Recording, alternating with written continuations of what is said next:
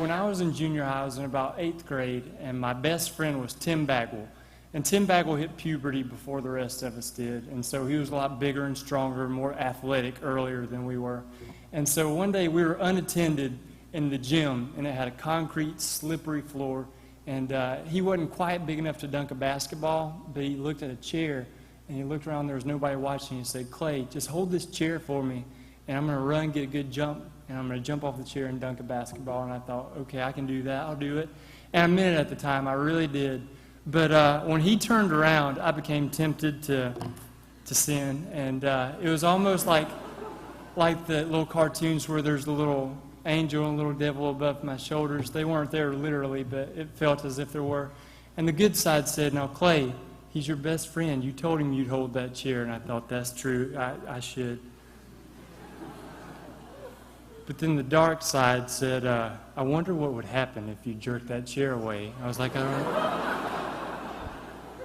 I don't think they should be laughing. This is sin we're talking about. So Tim got back to half court, and he started taking baby steps. And each step he took got closer and closer, got bigger and faster and more athletic.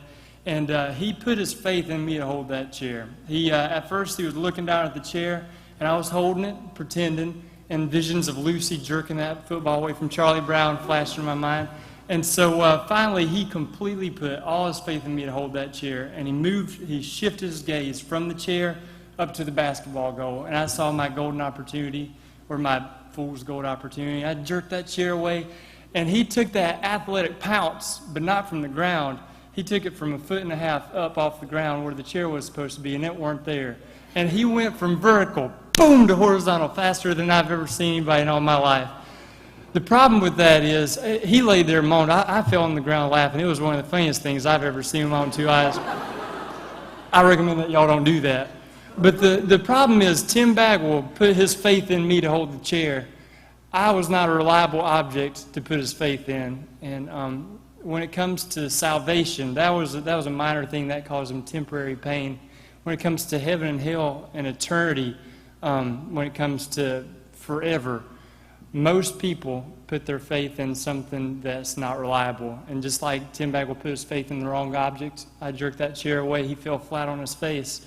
Sadly, most people put their faith in their church membership, or their grandfather was a pastor, or their family was Christians, or their own good works. You know, I volunteer here, I volunteer there. And those are unreliable objects to put your faith in. According to the Bible, there's only one object that we can put our faith in to get to heaven, and that's Jesus Christ alone. And when I'm in heaven, it's not going to be because